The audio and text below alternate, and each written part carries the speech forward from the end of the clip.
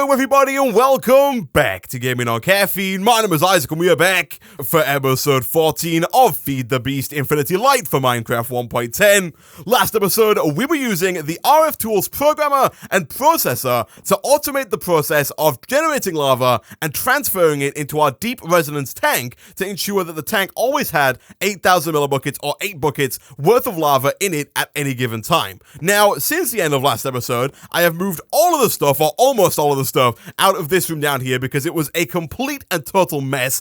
All that is left in here now is the extra utility stuff that we were using a couple of episodes ago, and all the rest of the stuff, all the B stuff I put outside in the B area, but all of the RFTools stuff, all the stuff from Deep Resonance that we set up last episode and that we've been working on over the last couple of episodes has now been moved into a new room, which is underneath this room here. And by the way, I also crafted up 2 of these elevators from the elevator mod, which for those of you who played a lot of modern Minecraft in 1.7, these are basically a complete replica of the elevator blocks from Open Blocks, but now they're in their own mod that is just called the elevator mod, and it just adds a bunch of different colored elevators, and essentially all you gotta do is press shift or spacebar and you can go up or down on those elevators. And so here is the brand new room that I've set up for all of our RFTools and Deep Resonance crystal generating and power generating related stuff. Now, one of the main reasons why I moved it down here, apart from the fact that it looks kind of horrible in that room over there, is because I drastically underestimated just how much radiation these crystals generate. Now, I wasn't going to work on Deep Resonance this episode. We've been doing it quite a bit, and I was going to move away from it and start working on something else, but I left these running for a little while, and they produce a ton of radiation, so much so that I crafted up this guy here, the radiation monitor, which is actually fairly easy to make. It's some nether quartz, a clock, 2 compasses, and a resonating plate, as well as some redstone, and I started to detect how much radiation was in the area here. You'll see right now there is no radiation detected. It says it in the top left-hand corner. The reason for that is that the setup here has been off for probably a couple of hours now. I haven't been running these crystals for quite some time. We also didn't do any really lasting damage to this area over here. There's no like excess radiation just kind of lying around. It's all good. But if we were to go ahead and turn on this generator over here, like so, you'll see that the amount of radiation in the area starts to climb up pretty fast. 3,000 to 7,000 to 14,000 to 20,000, 25,000. It ramps up really quickly, and we start to get some pretty bad negative debuffs pretty quickly, and those are not the only things we have to worry about. If the radiation gets too high, some really bad stuff can start to happen. And so, what I decided to do was move all the stuff into its own new room, and then encase that room entirely with dense obsidian, because if we go over here to Deep Resonance again, Deep Resonance actually adds ways to kind of protect everything else from the radiation generated by these setups. It adds dense obsidian and also dense glass. Both of these work to reduce the spread of radiation, because the radiation does spread quite far. But if you surround your generators with this obsidian or with the glass, it kind of restricts it a little bit, and only a little bit will bleed out if you've got a massive amount of radiation. And so what I did is I encased the whole area in this dense obsidian here. I went down to the mines, got a bunch of obsidian, and then crafted it up. I'll show you the recipe here real quick. The recipe for this is fairly easy to make. It's 4 obsidian and then 5 of the spent filter materials, which we'll get to in just a second. But each one of those gets you 4 of these dense obsidian, and then I use the dense obsidian to completely encase that room, apart from the one block that you can see there, which is the power cable going in, which is allowing the power that is being generated downstairs to be transferred up to the rest of the base. So I encased the whole thing in dense obsidian, but when this thing starts to run for quite some time, there is so much radiation that gets generated that even the dense obsidian couldn't keep it all in. In fact, quite a lot of it was bleeding through into the outside area. You can see already, I've turned it off again, but it's already at 1,000, and it's jumping up and down between 1,000 and then like just under 100. But there is a fair amount of radiation still leaking through, and the generator is not even on right now. And so what I want to work on in today's episode is replacing these crystals. I want to use these crystals as a good source of power, but at 10% purity, they just produced way too much radiation. And so today's episode is going to be focused on making better crystals. Not just ones that produce more power, but also ones that last longer and produce less radiation, and therefore are going to be less of a hassle to just deal with in the future. And so, also we are going to have to get some more apples pretty soon, because the hunger is going to be pretty bad throughout today's episode with the debuffs that keep coming through here.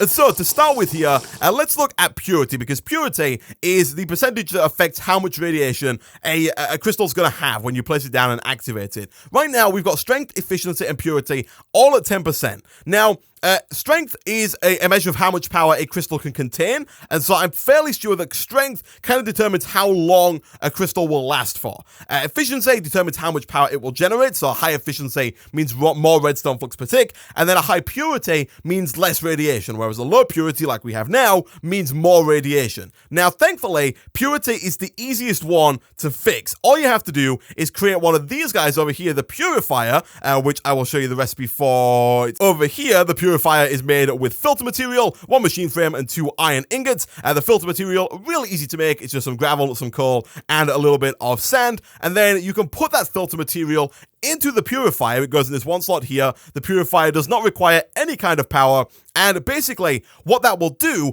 is it will use the filter material and then purify the liquid in a tank that is adjacent to it. So you can see right now, I've filled this tank here up with 6 buckets worth of RCL, which is enough to make 1 crystal's worth, and because I've put this purifier above it, the purifier has used just over a stack worth of these filters. When a filter gets used, by the way, it gets transferred from here into here and becomes a spent filter. Also, let me quickly drink the last of my apple juice here. Do we have any more apples in our system? I don't think we do. I'm going to have to go and harvest them in a second, but essentially it's going to purify the liquid in a tank adjacent to it and turn some of the filters into used filters that we can then use to craft up the dense obsidian, and that's exactly what I did between episodes there. But the highest it will go is 85%. You can see right now my purity is kind of stuck at 85.1%, and the purifier is not using any more of this filter material. Now, 85.1% is still a lot better than what we have over here. Right now we're at 10%, this thing's at 85%,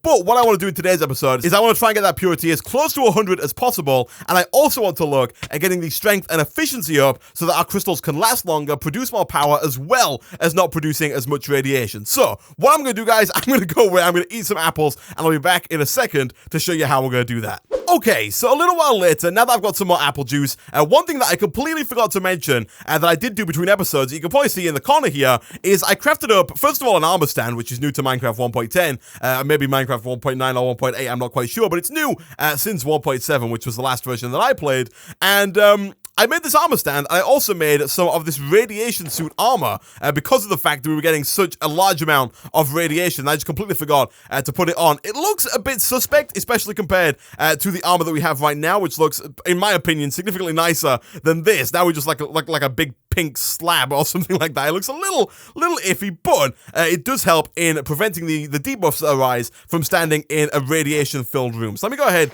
and just throw that on there for now. We'll probably spend most of today's episode in this radiation suit so that we don't spend the whole episode going to get more apples, to make more apple juice, to feed the hunger. You'll see it doesn't do a fantastic job. It still does let a little bit of radiation get through, but we no longer have like slowness 2 and hunger 2. We just have hunger 1, which is, I guess, a little bit better. So we've got our purity up to 85.1%, which is actually 0.1% higher than I thought it could go with the purifier. But now we want to try and get the purity, the strength, and the efficiency even higher, and the way we do that is with a laser from Deep Resonance. So if we come over here and then quickly go downstairs to sleep because it is night and our frame rate is going to start to tank significantly. Also, I moved my bed downstairs because when my bed was here, whenever I would wake up, it would put me inside of the casting basin, and I would have to log out and log back in to not be just stuck inside of it, which was a bit of a pain. But anyway, if we come on back over to our crafting grid now, we need to make ourselves the lens and the infusing laser. Both of these are a little bit expensive, requiring diamonds and emeralds, but thankfully we've had our quarry running for quite some time now in the mining dimension, so we should be able to make this stuff fairly easily. I don't think we have any of the required machine frames. Let me check real quick. No, we don't. I also don't think that we have enough of the resonating plates here to make more. We don't either, because the way that you make the radiation suit, which is a work in progress, which might be why a little bit of radiation is getting through, I'm not quite sure, but you make this using more of these resonating plates, which, if you watch the previous episode, you'll know are made by smelting up the resonating ore. So let's go ahead and smelt one of those up in there. The recipe for the lens is also fairly easy and fairly similar, with some glass panes, some resonating plates, and some emeralds. I don't know if we have any glass. We do. That is one thing that I did work on between episodes, getting a little bit more glass to craft some more stuff up, because I did also put this over here as well. I put down an importer with these cables running all the way along and under and connecting up over here. So now all of the stuff that is smelted in the induction furnace is put into this chest and then instantly imported imported into our system, so there's no more manually bringing all the copper or all the tin or all the iron back over into the system. It's just all done automatically now, which is pretty cool. So let's not do all of that, because we do need this resonating ore to make more of those crystals in the future. So let's see if we have what it takes to make both the laser here as well as the lens. So let's get some glass panes going, and then let's use those to make the lens, and then we'll also craft up all the stuff here to get ourselves the impurifying laser. Nice. So the way that this works is you put the lens onto a tank filled with the RCL that you want to change. So we put the lens here, and then you put the infusing laser one block away. So there has to be a block in between them. You can see that this one takes up this block, then you have one block in the middle like that, and then you put down the infusing laser right about there. So that's where you want that to go. If you try putting the infusing laser there, it won't work. It had me stumped for way too long. If you put it here, it will work just fine. It does require power, and so we are going to have to probably like redirect this power a little bit, I reckon. So what I'm going to do here is just quickly disconnect all of this stuff, because for now, we don't actually need to power the processor, because we're not going to be using any of the lava in today's episode. Instead, let's go ahead and let's run this around, and hopefully we have what it takes to reach all the way up. Oh my goodness, I keep standing. If you jump on the elevator, it does push you up, which is why I went up there. But we can do something like this. That's going to allow us to get power to the infusing laser. It is going to require us to turn this on, which again is going to bump up the radiation a little bit. But it's a price we're going to have to pay in order to get some better crystals in the future. So that's going to start once we tweak this to output. Let me go to configure energy, set that to output. That's going to go ahead and start to fill up this, hopefully, with a little bit here. Let me get rid of this cable. I did go ahead and craft up some new cables, as you can see here. I got some advanced universal cables because for some reason, although these cables here, these basic universal cables, say they can transfer up to 1.2 kilo RF per tick, they weren't pulling out all of the energy that was stored inside of the generator. But then when I crafted up these advanced universal cables, which are fairly easy to make, it's just one enriched alloy with 8 of the previous tier cables, these were doing a fine job of pulling out all the energy and storing it in the new energy cube that I created, the advanced energy cube, which can now receive 1.28 kilo RF as well. So I'm not quite sure what's up with that there, but we do now have power going into the infusion laser. I'm going to turn this off for a second because we do have 453 kilo RF stored inside the generator there, which should be more than enough to get our infusion laser here up and running. So the way the infusion laser works, it requires 3 different things. First of all, it requires power, which we've got. It also requires power over here on the right-hand side that it can draw from other crystals. Most importantly, it can draw them from empty crystals. So if we come over here to our system and we type in crystal, we've got these 2 empty resonating crystals that we found down in the mines and that we used for power in the early game before we created our own crystals. And now we can actually use these empty crystals as power for the infusion laser. And also, I didn't mean to do that. Let me get rid of that there. We can use these for power in the infusion laser by placing them in the bottom right slot here. And you'll see that gave us 2,200. I'm not quite sure. These are kind of arbitrary units. I don't know if these mean anything in particular. We can also put these crystals in as well if we'd like. I think you get more power out of empty crystals than you do out of ones that still have power left in them. And so for now, I'm not going to use these just yet, but if we do run out of whatever this is on the right hand side here, I will probably start to break these and use these ones in there as well. And now the way that this works is we put in a catalyst item. You'll see it does say catalyst missing. We put in a catalyst item on the left here, and depending on which item you put into this slot depends on what effect it will have on your RCL. So let me quickly eat some more apple juice here so that we do not die of hunger. And for a fact, I know that glowstone can be used as a catalyst. And so if I press U on glowstone, it does have JEI integration. And so if we go over a couple of pages, you can see right here, deep resonance laser, 1 piece of glowstone will change the stats of 500 millibuckets worth of RCL. So that is something you do have to bear in mind. Basically, when you put in 1 piece of glowstone, it will increase the strength and efficiency of 500 millibuckets of RCL by 6% and 3% respectively. So that's not going to increase the overall strength and purity of this full tank by 6 and 3% because it only does 500 millibuckets at a time. And the way that the RCL works is it kind of averages out the strength, the purity, and the efficiency. And so if we were to put 1 piece of glowstone in and fire it over, the strength and efficiency would probably go up to about like 10.6 and 10.4 instead of like 16% and 14%. They wouldn't go up quite that much, but you can keep putting glowstone into this laser and you can get that strength and that efficiency quite high. In fact, if we press U on the glowstone again, the glowstone does have a cap. You can see here over on the right. This number here where it says 50 and 50 signifies that the glowstone can't get the strength or the efficiency over 50. And so if you have a strength and efficiency of 50 and you put glowstone in, it isn't going to do anything. Now, you will also notice that it does decrease the purity of the crystal, but that's not too bad because we can always increase the purity again just by using these filter materials inside of the purifier. So purity is kind of the one that is very easy to change, and so you'll notice that a lot of catalysts do actually reduce the purity of the liquid in favor of strength and efficiency because it's so easy to then get the purity back up with the purifier. So if we go back over here to JEI as well real quick, one thing you can do is you can click on the deep resonance laser text here, and when you do this, you can now see all 19 items, all 19 catalysts that are in the mod pack that we can then use to have different effects on the RCL. So some of them are a bit better, some of them are a bit worse, depending on how cheap or expensive they are. You'll see redstone takes away purity, doesn't do anything to efficiency, but bumps up strength a little bit more so than glowstone can. Gas tiers, really big dip to purity, but it does do a massive increase to strength and efficiency. I think there were nether stars in here as well. If we go over a few more, you can use nether cubes. Yeah, here they are. You can use the nether star for a 60% reduction in purity, but a 90% increase in strength and efficiency. Again, though, only for 500 millibuckets. And so you need like 12 nether stars in order to fully increase the 6,000 millibuckets that we have in our tank here by 90%. So you do have to bear that in mind. We're not going to be using nether stars today because we don't have any. What we're going to start with is probably glowstone because I'm not really going to be using things like diamonds. Diamonds increase the purity. Like I mentioned before, this does allow us to get to 100 purity, so I might, once we get to this point again in the future, once we get to 85.1% purity, if we're in a position where we have leftover juice in this right-hand tank here, once we've got the strength and the efficiency up, I might try and get the purity up to 100 using some diamonds or using some emeralds. Emeralds are a little bit better than diamonds, and we do have quite a few of them, like I mentioned last episode, but I'm rambling now. What we're going to use for now is a good old-fashioned bit of glowstone. So we've got 35 glowstone here.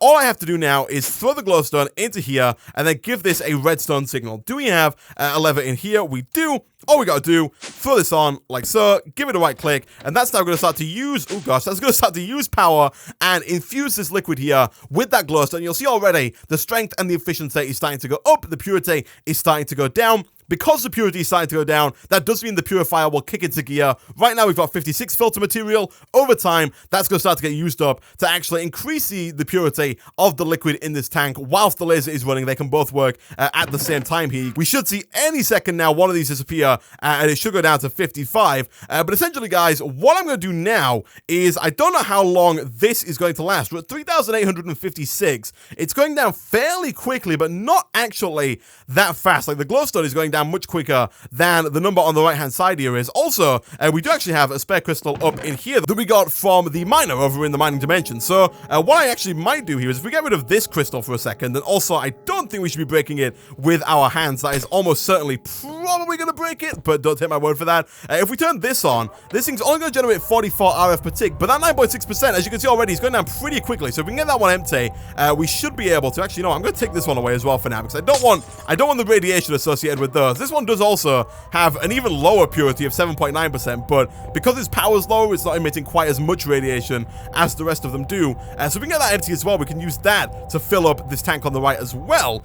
We are currently at 27.5% on strength and 18.7% on efficiency. And basically what I'm going to do now, guys, I'm going to go away. I'm going to wait for this crystal to wear out. I'm going to wait for it to turn into a fully used up crystal. I'm also going to go to the nether and get some more glowstone, and I'll be back in a second. Alright, so a little while later, I've put about a stack and a half of glowstone into the infusion laser. Now, it's all gone through. We've still got a little bit of this blue bar actually on the right-hand side here, which I'm quite surprised at. We've got the strength all the way up to 50, and so we know from the stats page that we can't get the strength any higher using glowstone, but our efficiency is still a little bit low. It's only at 34.7%. You'll see the purity is going back up now, and these should be getting used. Yeah, with 53 of these filter materials now instead of the 56 I think we had when we cut away just then. And so now I want to focus in on efficiency a little bit more, and it turns out that nether quartz can be used to bump up just the efficiency. It does have, again, a negative impact on purity, a bit less though than that of glowstone, but it gives a 7% bump to the efficiency all the way up to 80. And given that efficiency is what determines how much RF per tick the crystal will make eventually, this is actually a pretty good idea. So I'm going to go ahead and throw in, for now, all 43. I don't know if we'll use all 43 of those, but we might do. We'll also go ahead and break this crystal. We can go and throw that in here as well. It's going to bump us back up to 3,820 in that little blue bar there, which is always good. I will go ahead and throw down one of these again, because we are running out a little bit of juice inside of the laser here. We're only at 20,000 RF, so let's go ahead and throw that back online to get some power flowing again. It does also change the color of the beam as well, which is pretty cool. But again, now I'm going to go away. I'm going to wait until the efficiency is as high as it can possibly go, and I'll be back in a second. All right, so quite a long time later, and I've actually ended up putting in quite a concoction into this RCL here. So we've managed to get the strength and efficiency both up to 70%. The quality is still at 100, and the purity is slowly climbing up back up to 85%, very, very slowly. As we get close to it here, it's kind of doing 0.1% at a time every couple of seconds, but it is getting there. I did do, like I said, I threw a bunch of stuff in there. We started with the glowstone and the nether quartz, but I also threw in a little bit of redstone to get the strength up to 60. I even threw a gas tier in there, which in hindsight I should have thrown in at the end, because we could have got a little bit over 70 on both efficiency and strength, because the gas tier can go all the way up to 100, but I put it in earlier. I also put in at the end a bunch of blaze powder, because I figured out we had 20 blaze rods in the system, and you can macerate each blaze rod over here into 5 blaze powder, and blaze powder increases both efficiency and strength up to 70%. It does have quite a big effect on purity there, but again, purity, not too big of an issue, so we managed to get both of them up to 70% using the blaze powder there. We could get it a little bit higher if we had some more nether quartz. We can get efficiency up to 80, but we ran out of nether quartz, and I really don't want to have to go mine another stack just to kind of push this up a little bit higher. For now, I'm happy with 70%, so the only thing left to do is get that purity as close as we can to 100%, and for that, there are a couple of things we can use, but the easiest are ender pearls, emeralds, and diamonds. Now, ender pearls we don't have a lot of, emeralds we do. The only thing, emeralds, ender pearls are probably the easiest ones out of the three to get. We've got 66 diamonds, that is crazy. But they do the least, they only do a 2% increase. Emeralds do the most at 8%, although we've got 64 diamonds, which do 5%. And so what I think I'm going to do, I'm going to put in maybe like 7 emeralds. I will leave us with 10. Hopefully try and get this as high as possible. 86%. It's going to pretty quickly there. And then I will probably end up using more diamonds after we've used these 5 emeralds here to try and get it up as close to 100 as possible. I don't want to use like half a stack of diamonds if I can avoid it. So we'll start with like maybe 16. We've got 1,295 left over here in the blue bar, which is quite a lot. That's actually gone a lot further than I thought it would. I thought we'd only get to maybe like strength and efficiency of maybe about 30, and we'd have to stick with purity 85 just because of how few crystals we have, but the blue bar over here has lasted surprisingly quite a long time. We're gonna get so close to 100%, but I think I am gonna have to put in a couple more diamonds. This has been ridiculously expensive. 16 diamonds we just put in there and 5 emeralds. This is a very, very expensive crystal that we are making right here, but at this point, we're already pretty much like all the way in. We might as well go a little bit further and maybe put like 8 more diamonds in here, because why not? Oh no, not 24.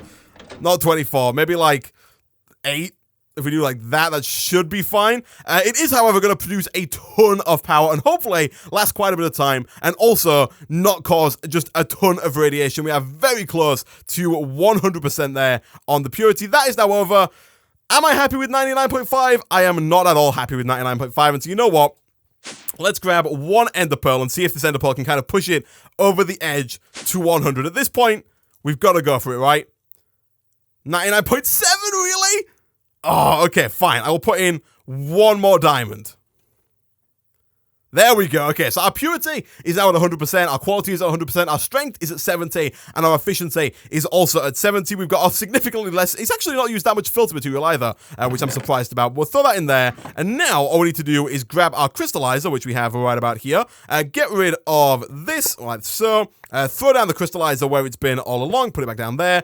This thing is full of power right now, but it's going to run out of power pretty quickly, so let's try not to jump on the elevator. Instead, let's break the lens. I also don't want to break the tank, although I'm fairly certain that the tank does retain its liquid when you break it, so it's not too big of a deal if we do. And instead, let's go and reroute this power up like so to our crystallizer, and now all we have to do is sit around for a couple of minutes and wait for this thing to make a crystal. And here we go, about 10 minutes later, it's finally at 99%, and there it is, our crystal with 100% power, 69.97% strength, 69.97% purity, efficiency, and then 99.96% on the purity there. I guess it rounds up in the tank there in the whaler at the top. But it's here, it's really close to being 100% pure, so hopefully the radiation should be significantly lower. Let's have a look. What we got right now? Right now, there is no radiation in here because this thing's been off for quite some time. Let's see just how much power this thing is going to generate. We know this one generates like 250. This thing is probably going to be pretty insane. It generates 13,975 redstone flux per tick. And if we whack this on real quick, like so... Oh, we can't do it. Okay, so one thing that we're not prepared for right now is, one thing that I didn't mention when I set this up, is that the generator cannot handle more than 10,000 RF per tick with only one generator block in the multi-block. And so we have to actually craft up a second generator to handle the amount of power that is being generated by that crystal. I said the word generator a lot there when I feel like I didn't need to, but let's go ahead and craft up one more of those and get ourselves a second generator here, which we're again going to add to the multi-block, which I've been referring to as the generator. But we'll do this, and then we'll also go ahead and make sure that we change our configurator to energy, set this to output, and we'll turn this on. Boom. All right, what's the radiation looking like? Currently no radiation. 85, 57. You know, low hundreds, I can take that. We were looking at tens of thousands. It was like 80,000 before the episode today. Right now, we're looking like we might creep up to just over 1,000. But more importantly, if we go up here, we have a radiation of 0, 1, 40, 2, 240. It's a lot less crazy than it was before. I might end up moving this again. I might move the whole room a bit further down just to get away from the radiation. That is significantly better than before. We're producing 13,000, just shy of 14,000 redstone flux per tick. So we're going to turn this off for a second here, because the last thing that I want to do in today's episode is I want to automate this generator so that we don't waste it, because it's already on 98.7, which is not particularly low, but I don't want to just turn this on and leave it running, because it will run out of power ridiculously fast, because I'm fairly certain that even if power doesn't go anywhere, it will just end up getting wasted and we'll waste the crystal. And so what I want to do is I want to regulate this generator so that a redstone signal is sent to the generator controller when this thing over here, this energy cube, is less than half full. So like right now, I want the generator on producing power, but as soon as this advanced energy cube is more than half full, I want it to turn off. I don't want the thing running 24/7. So the way we're going to do that is with the RF monitor from RFTools, this guy over here. This thing is made with, yet again, another machine frame, as well as some redstone torches and some redstone. Real easy stuff. I'm not quite sure what the range is on this. Normally, I put it right down next to the energy cube, but I think we might be able to get away with doing something like this. So the redstone signal comes out of the back here. If we look inside, it doesn't quite have access to the energy cube up there. So let me see about moving this. If I put this a little bit higher up, and I'm going to use netherrack here just for a second, bear with me. If we put this like here, it gets the energy cube. Let me move it down one. I want to get it kind of as close to the floor as possible, but I still want it to be able to read what's inside the energy cube. So it looks like it has to be quite a bit higher than I would have liked it to be, but let's go ahead and break this again. Let's move it one more block up. So I guess it's going to sit like right about here, like that, which is a little bit horrible, but I guess works for now. And you know what? We can't put redstone on the wall, at least I don't think. Yeah, that's not a mechanic that's been added yet. Do we have any red alloy wire? We do not, by the looks of things. Do we have any kind of redstone wire? I know for a fact that we have Ender IO in, and so we could probably use the redstone conduits from Ender IO if we really wanted to. These guys over here to transfer power, although that does require that we get an alloy smelter up and running to begin with, and also get some conduit binder. I did just see from Immersive Engineering, let's have a look here, Immersive Engineering had this here, redstone wire, which I think is new, and I think it also had a corresponding new end. Yeah, the redstone wire connector.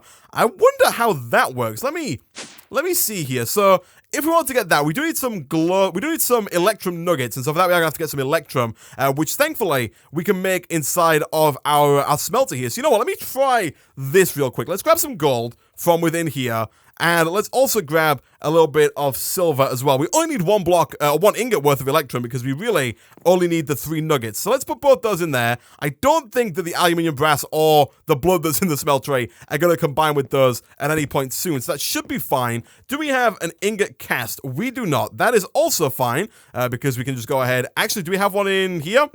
No, we don't. Okay, that's also fine, because we can just get rid of that, put in the iron ingot, and then pull the aluminium brass over it to create an ingot cast, and then we should be able to pull out our electrum. So let's pull that out.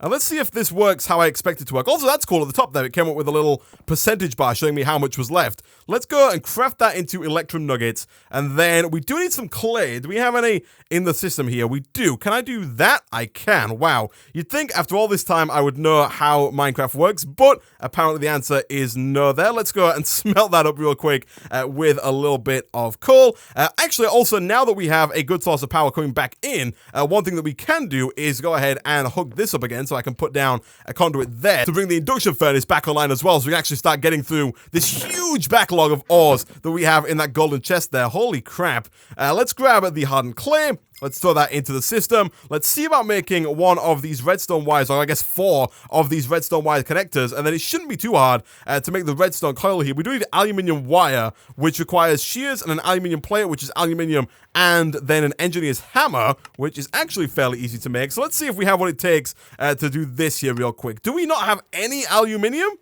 We do not. Wow, okay, let's quickly then, I guess, grab... oh, actually, it doesn't get macerated, does it? That's why. So let's grab some of... Is it bauxite? Let me check real quick. I think it's bauxite. Yeah, bauxite turns into aluminium grit, which we can then smelt into actual aluminium. So let's see here. Let's grab that hammer that we just made, and let's go and do that. We can then smelt... Oh, we got quite a few of these. All right, we'll take those, and we'll smelt that up in there. How many of those do we need? We need 2 by the looks of things. We need 2 ingots. That's going to get us 2 wires, which will get us 2 of these redstone coils. Whilst that's doing that, basically, the way that this works is inside of here, we can select the basic energy cube, and then we can select the, like, a percentage level of how full we want it to be. And then for us, we're going to set it to 50%, and we're going to say if the amount of energy in that energy cube is less than 50%, we could do the reverse. We could set it to more. At that point, if there was more than 50%, the redstone signal would be activated. We want the exact opposite. We want it to send out a redstone signal when there is less than 50% in the basic energy cube. So, how is this doing? It is done. Let's bring that back over here, do something like this, grab 2 of those. We should have some shears in the system. I made some before the episode to get all of the wool for the elevator block, and once we've got both of those, we should now have what it takes to make the redstone wire. And then let's see if this works how I think it's going to work. So my idea here is to put one thing there, get rid of this, and then just connect these up like that. And I assume that works how I think it's working, but I guess we'll find out. So is that... let's have a look here. So this thing right now is less than half. So it should be emitting a redstone signal, which it's not by the looks of it. Let's see here. If I do this, that's not emitting a redstone signal. I don't think it's the RF monitor. Let me look here real quick and make sure that the RF monitor is working correctly. If we do this, yeah, that's outputting a redstone signal, which is good. But this does not seem to be outputting a redstone signal. If I was to do like that, does that emit a redstone signal? No, not at all. Can I, like, connect this to... No, how would that work? If I was to try and connect that to that. That also doesn't work. That's a little bit annoying. I was kind of really hoping that that would work. All right, in that case then, I guess that was a little bit of a waste, but what we will do is I'm going to try and put this, like, and this, I don't know what's happening to my voice here. I'm going to try and put this right about there, and then we're going to have a bit of a weird-looking, kind of staggered redstone system that comes all the way down to the thing here. So let's do something like this, if we can get this to work. I'm going to use netherrack for now, but between episodes, I will replace that netherrack, trust me. Oh, it looks... it looks horrible, doesn't it? Oh, I'm going to have to come up with a better way of doing this. In the end, I probably will end up using the conduits from Ender.io, but right now, we don't have the infrastructure like in place for that to work, and also the redstone signal only comes out of the back here. This is turning into a much bigger mess than I anticipated it being, but if we do this, and this, and this, and that, that should, as soon as this goes below 50%, emit a redstone signal, which it has done. The power is now online. It's working.